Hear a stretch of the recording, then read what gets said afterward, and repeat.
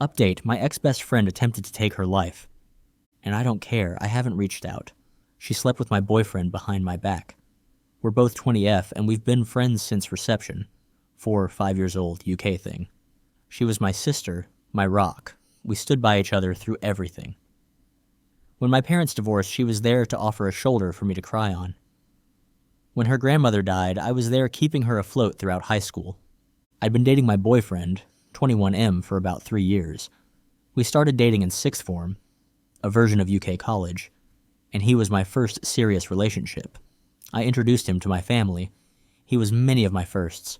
He was sweet, a little awkward being a gamer guy, but he treated me to date nights and always made me feel special. Maybe this is me being young and dumb, but I thought I'd marry this guy someday. This was something I told my best friend. Well, about a month ago, while my boyfriend was in the shower, I saw a text notification pop up on his phone. We look at each other's notifications all the time, so I grabbed his phone to see it. It was from her, asking if they were still on for tonight, and if she should wear his favorite dress. He told me he was hanging out with friends and going drinking. Him going drinking with friends wasn't unusual, so I never thought anything of it. But in hindsight, I wonder how much of him going out was with friends, and how much of it was going out with her. I saved screenshots of their conversations. I sent them to myself. I show him the messages when he came out of the bathroom and demanded he explained himself about them. I couldn't contain how upset and angry and hurt I was. An argument ensued where I told him he was disgusting and I left his place.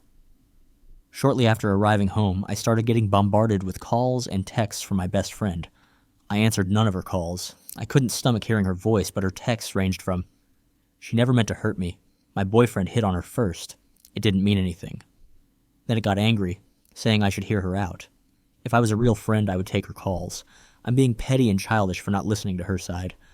Then back to sad, saying I was her closest friend in the world, and she didn't want to lose me. My boyfriend was strangely quiet during this time.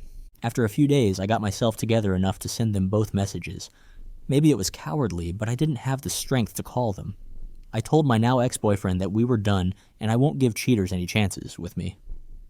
He responded by trying to call me, but after the third or fourth attempt, he gave up. He sent me a final message saying it wasn't that big of a deal, that they'd just fooled around, but agreeing he didn't want to date me anymore. My ex-best friend was more persistent after I told her I wanted nothing to do with her. Day after day, I'd get messages and calls from her, demanding to talk, demanding we resolve this, demanding I not say anything to anyone, saying she's stopped seeing him, saying she'll kill herself if I don't talk to her. Really fucked up shit. I ended up confiding to a mutual friend about what was going on because I was seriously beginning to wonder if I was being a bitch. This friend reassured me that my feelings were justified. However, I wasn't expecting this friend to spread around what happened. The gossip spread like wildfire, and a few days ago my ex-best friend tried to take her life. I said nothing. I haven't visited her in the hospital. I haven't sent any messages to her family. Now her older sister keeps messaging me, telling me I'm a heartless bitch for leaving her at her lowest, for not trying to prevent this, and that everyone makes mistakes, and that her sister didn't intentionally hurt me. Maybe it does make me a heartless bitch, but I don't care. I'm relieved she survived, but I'll never forgive her. I'll never forgive her betrayal. She destroyed our friendship when she slept with my boyfriend. Now for the update. Update. Hey again. It's been a while. First, I want to thank everyone for all of their comments and support. In hindsight, I know now I wasn't being a bitch, but in the moment when I was being bombarded by texts and calls from her family, it's hard not to let those thoughts mess with your head. I didn't know if I was going to post an update, but some things have happened, so this might get a little long. Sorry, giving fake names, ex-BFF is Nikki. Her older sister is Tammy. Ex-BF is Josh. I'll name anyone relevant as I go. So I mentioned in a comment that my mom wanted to speak to me later that day. I had a few replies warning me that she would try to pressure me into forgiving Nikki. And they were right. She came over to my dad's that evening and wanted a conversation in private. She asked if I'd spoken to Nikki yet. I said no. She asked if I was going to. I said no. I was trying to be as firm as possible because I knew what she was about to do. She asked, "Don't you think you should?" My response was, "No. I don't see why I should." I sent her a final message almost a month ago. This is where things began to really go south in the conversation. "Love, she's in the hospital right now.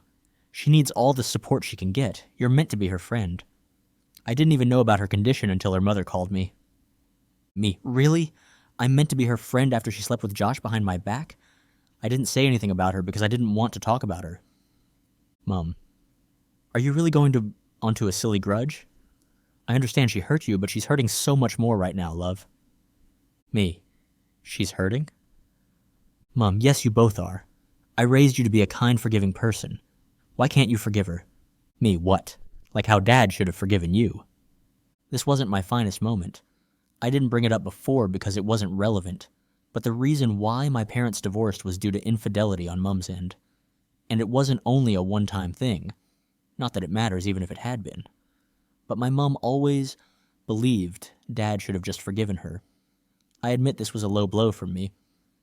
And the conversation spiraled into an argument from there, with both of us saying some not-so-kind things to each other. Eventually I decided the conversation was over because we were just going around in circles and heading into yelling territory. So I told her to leave, and I'll try talking to her again when we've both calmed down. When she was leaving, she made it said this: I hope you're not as cruel as your father. I'm typically not an angry person, but this infuriated and hurt me. I lived 50 between my parents. They both made sure I had everything I could need or want. But she felt her situation and struggles were undeserved. Dad never helped with bills or payments that didn't involve me. She expected more. Cheaters always do.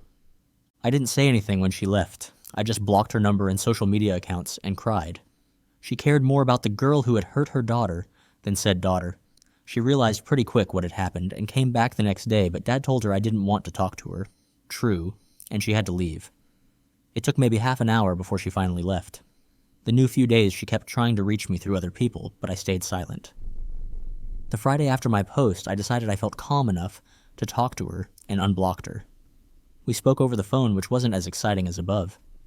Basically, it was her apologizing and telling me she was wrong for trying to force me to forgive Nikki, that she'll respect my decision but tried to suggest I think about it. I very firmly told her I was not forgiving Nikki.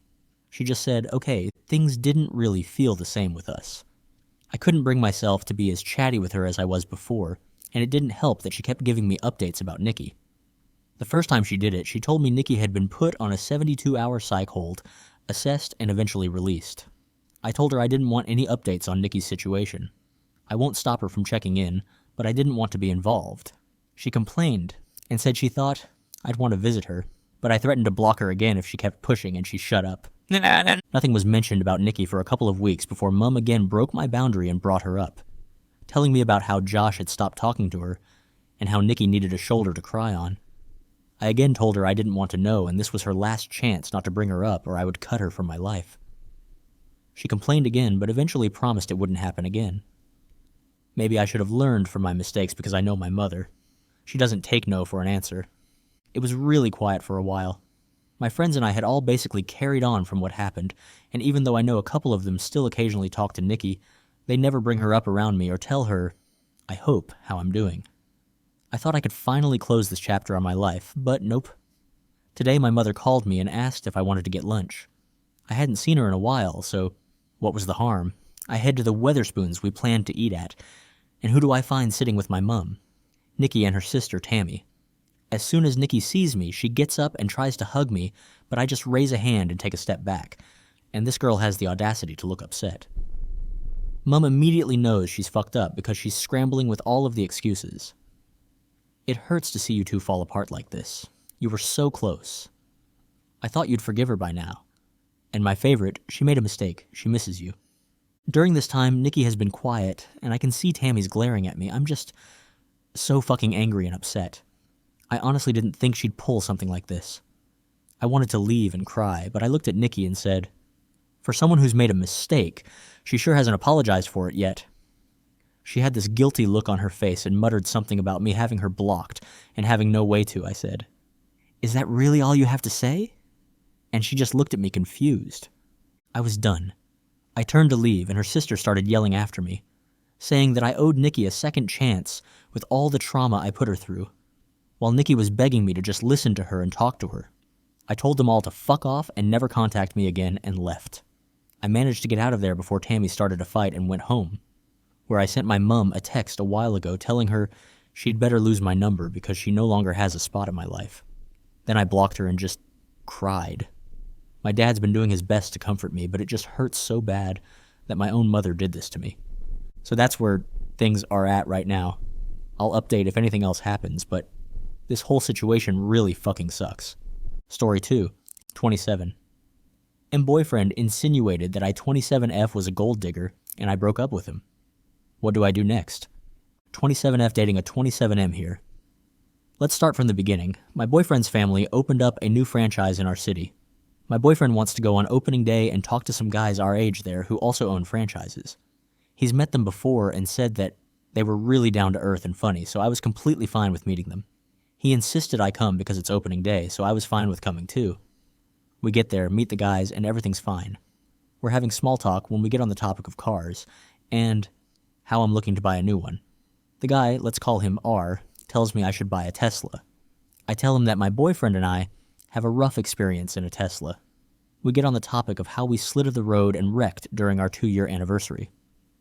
We talk about how I had a concussion for 4 months, and I make the joke and say, yeah, he tried to kill me with that wreck, and we laugh about it and explain how the road was icy. We leave the restaurant to go look at cars. We say our goodbyes and that we'll be back after we look at vehicles. Everything seems fine until we get out the door and my boyfriend immediately changes tunes and asks me why I say things like that.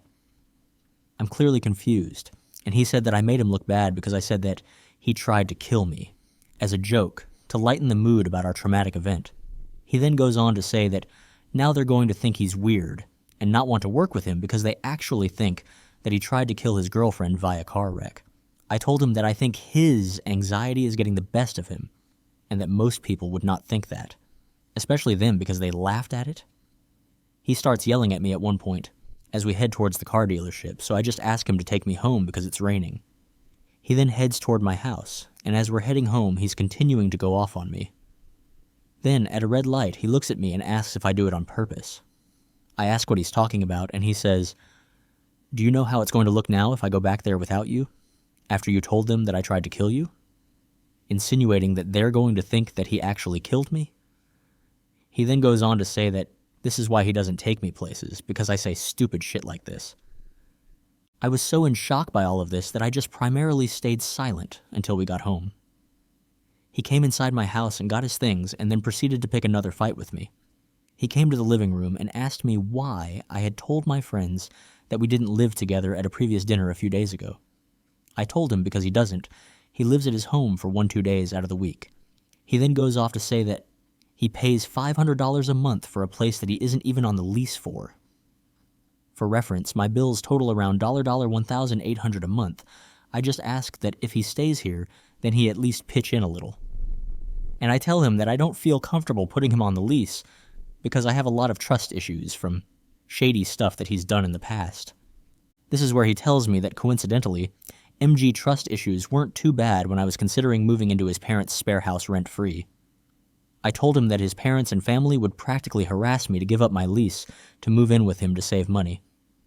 I was always the one to tell them that I couldn't break my lease. That was a lie. But they were the ones who tried to push that onto me. He's giving sarcastic responses, kinda insinuating that I didn't care as long as I saved money. I asked him to leave because I needed space and he left, after saying more petty shit as he was leaving. He then proceeds to call me, and I answer thinking that maybe something happened as he was driving home. He calls me to continue to go off on me, and I'm crying at this point, telling him how hurtful it was for him to insinuate that I was essentially a gold digger. He then digs into that some more and says that I only like his parents because of their restaurant. This comes from a joke that we have about our parents being similar, except one has a restaurant. This joke is one that we both frequently laugh at, so it really caught me off guard that he would turn around and throw that in my face too? I was just incredibly hurt by all of this, that I sent him a long message saying that I was hurt that he thinks of me like that, and I broke up with him. I make double his salary, I have a degree, I'm a senior at my job, I have double the investments that he has, and my parents are decently wealthy. He has no reason to say these things about me. I had 4 jobs during college as a full-time student. I worked really hard so that I wouldn't just be perceived by my looks. I'm really hurt by this, but I'm worried that maybe I caused this. I'm honestly pretty lost and worried that I'm in the wrong here. What should I do next? Story 3. I think I'm going to break up with my boyfriend. I don't even understand where things went so wrong, but yesterday made me think it's time for this to be over. I have been dreaming of being a lawyer since I was about 7, 21 now. Yesterday, I got the results for my law school entrance exam, and I got a good score that I was proud of. Everyone at work was continuously praising me, telling me how proud they were. My family was so happy, and my friends all kept telling me how excited for me they were. The only problem was my boyfriend. We've been together for a little over 2 years, and we are very different when it comes to our paths in life. He never finished high school due to a very terrible home life and untreated mental health issues. Still untreated, he just smoked weed multiple times a day. We hit it off really well when we met. I'll admit I was a bit worried about his lack of ambition to start turning his life around, but I stuck by his side because he was so sweet, thoughtful, and caring, and I had so much empathy for all the bad things he went through. I think I regret that. Like, a lot. Over the course of this 2 years, he has figured out what he wants for his future but made barely any moves to reach those goals. No GED, no trade school, nothing. Yesterday, he spent the entire day absolutely obliterating me for not being the same as I was in the beginning. He says I stopped caring, don't put in the same effort, and don't text him when I leave, make it to work, etc. I'm genuinely furious because he doesn't have a car, and for our whole relationship, I've driven everywhere. He's going through housing troubles, so he doesn't live 5 minutes away anymore. And it's become very evident to me that if I don't make an effort for us to see each other, then we just won't. It hurts so badly that he made no effort to even attempt to be happy for me. I guess I'm just writing this because I finally realized that it was over before it even started for us. I love him so much, but this relationship has damaged me so much and made me feel like I'm not good enough for him to try for. I expected to be elated yesterday and wanting to celebrate, but instead I spent the whole afternoon/evening crying in bed over him.